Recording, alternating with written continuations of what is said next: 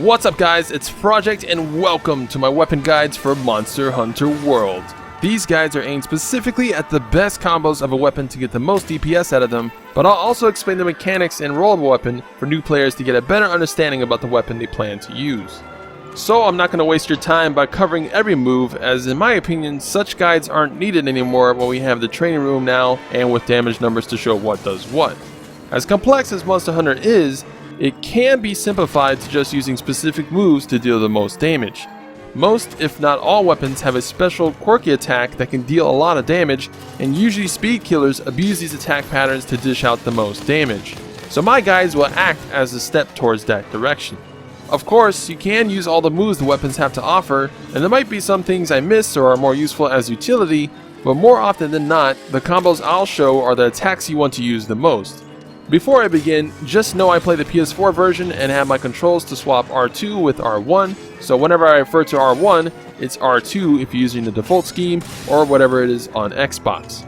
I also did every test naked, no armor or charms equipped, nor buffs used.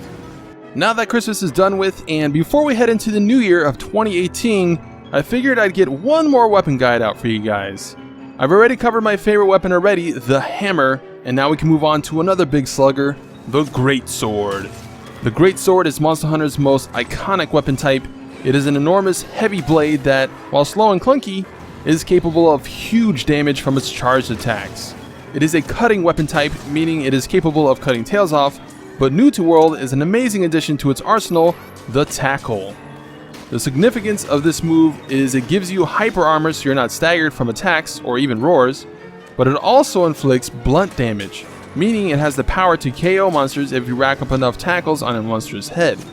When a monster is knocked out, they'll fall to the floor for a short while, allowing you to get even more charged attacks. It also makes them exhausted more, which again is more chances for your blade to taste blood.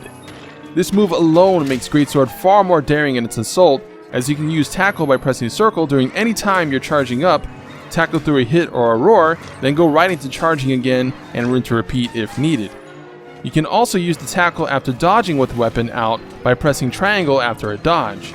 Get good with the Tackle, as it's going to make the difference between being an average GS player and a pro one. Before I get into the combos, I'd like to point out that you can block with the Greatsword by holding R1, and you can do this even when sheathed. This is great in the pinch, as while it does consume weapon sharpness when hit, it can save you from a big attack you can't dodge away from. So while it may not block every attack's full damage, it'll save you much more health than using Tackle.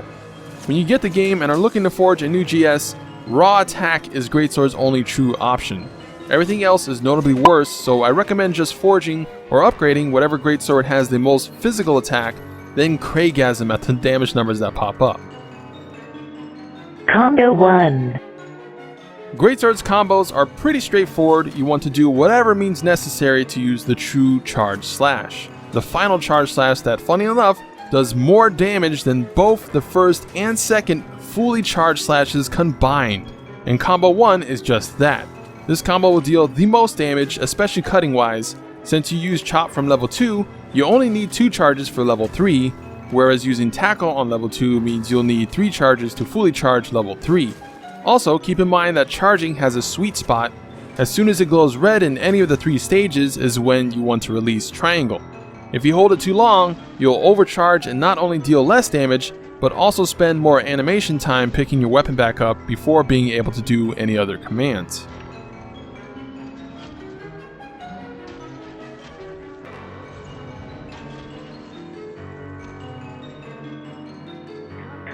Combo 2. Combo 2 is a variation of Combo 1, but gets in a Tackle instead of a chop. Pressing R1 to block, then circle immediately after will make you do the kick. Thereafter you can Tackle, then go into level 2 for the chop, and then finally level 3 for the true slash. Alternatively, you can ditch the level 2 chop for another Tackle, but you will have to charge an extra stage to fully charge level 3.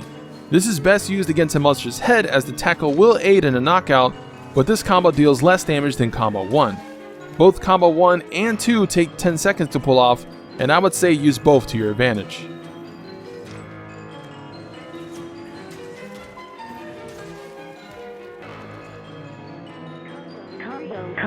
Combo 3.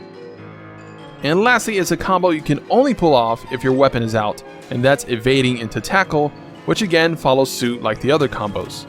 This one is about 1 second faster, but generally you'll be using this combo after you've already done one of the others first. Or you can constantly just spam dodge into tackle until you get in a position to pull the rest of the combo off. I would say this one is the most versatile, but you'll be slower since you need the weapon out, whereas the others can be done from sheath without wasting time pulling the weapon out. And that is it for all the combos for Greatsword. Remember, true charge slash is the only thing worth using for damage. All the other attacks are just slowing you down from dealing the most damage. If you have time to pull off a full level 2 charge into wide slash, then you had time to just go into level 3 instead, and or start the next combo up for more DPS over a longer period. Even if crit draw is in the game, it might just be better to still go into the combos I mentioned and do without it. Something I do want to point out before ending is the sliding attack for Greatsword. It's super cool and deals a lot of damage.